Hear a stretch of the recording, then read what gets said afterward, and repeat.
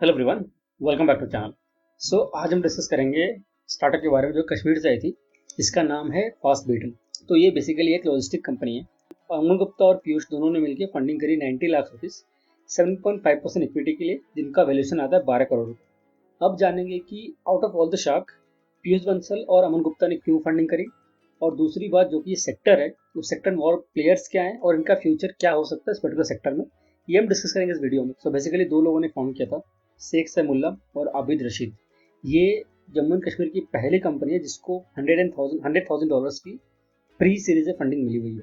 तो basically company करती क्या है, वेबसाइट पे जाकर देखेंगे तो सिंपल सा वेबसाइट है, इनका लॉजिस्टिक करते हैं।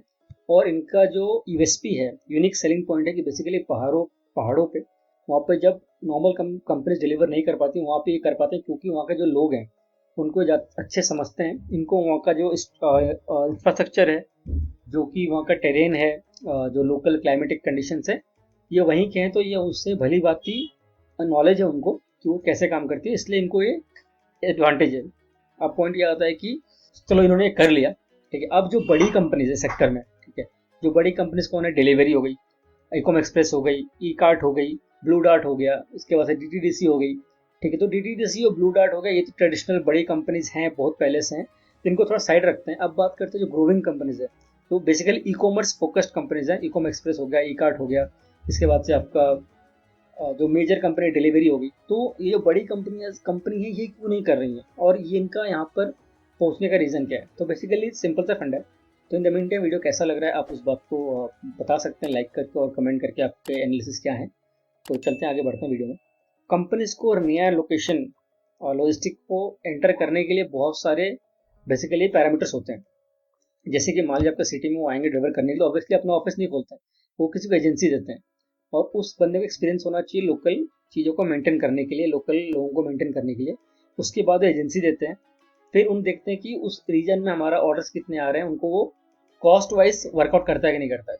तो जब ये सब होने के बाद उस रीजन में पहुंचते हैं, क्योंकि उसे एक बहुत बड़ा कॉस्ट होता है, तो वो देखते हैं कितने दिन में ये कॉस्ट हमारा आरओआई निकल के भी आएगा। ये सारे फैक्टर होने के बाद वो धीरे धीरे अपना इंक्रीज, मतलब रीच इंक्रीज करते हैं।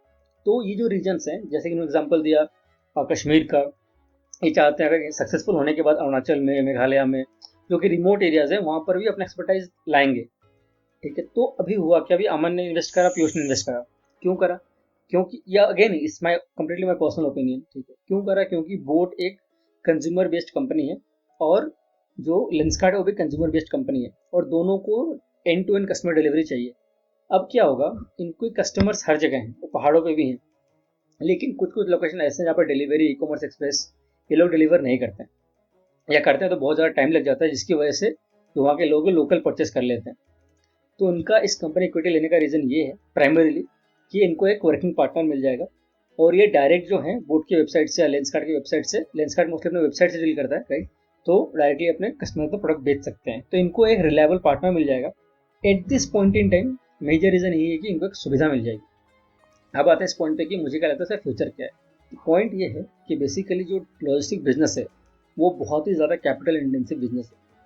मैं पर्सनली किसी को जानता हूँ, बहुत ज़्यादा क्लोज जानता हूँ, कि जिन्होंने एक लॉजिस्टिक कंपनी बनाई, काफ़ी हद तक कंपनी काम भी करी, उन्होंने कंपनी लास्ट में बंद करना पड़ा उनको, और उन्होंने करोड़ों का लॉस झेला है। और मैंने से closely I have work with them for longer period of time. तो उन्होंने बंद कर दिया अच्छे प्रोडक्ट होने के बाद भी, क्योंकि जो कैपिटल बहुत कैपिटल इंटेंसिव बिजनेस है ये जो बिजनेस है ना।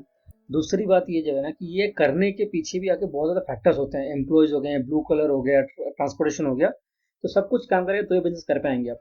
और आप अगर देखना चाहते हैं एग्जाम्पल, तो डिलीवरी जो कि इतनी बड़ी है, इतनी पॉपुलर है, इतना करने के बाद भी प्रॉफिट उसमें बना नहीं पाए on a global scale. Unit economics देखेंगे तो कुछ कुछ सेक्टर, कुछ कुछ रीजन में वो प्रॉफिटेबल है भी, पर ओवरऑल प्रॉफिटेबल नहीं है, क्योंकि सेक्टर ही ऐसा है। मेरे हिसाब से फ्यूचर ये होगा, the moment they become successful, fast beetle अपने एरियाज में कर देते हैं, उसके बाद क्या होगा, अगर डिलीवरी उस एरिया में पहुंचना चाहता है तो ना कि वो सेटअप करेगा सर्विस, बल्कि एक्वायर कर लेगा। तो eventually this company is going to get acquired. ना कि इन्होंने इसके बारे में, एग्जिट के बारे में बात किया, ना कि अमन ने, ना कि पीयूष ने इसके बारे में बात कोई नहीं किया, पर इवेंचुअली एग्जिट प्लान यही है। तो जब भी कोई ऐसी बड़ी कंपनी सीजन में आना चाहेगी ना, तो वो क्या करेगी, ना कि सेटअप करने के अलावा क्या करेगी, इसको एक्वायर कर लेगी, जब ये उतने बड़े हो जाएंगे बेसिकली। तो ये है मेरे हिसाब से फास्ट बीटल के बारे में।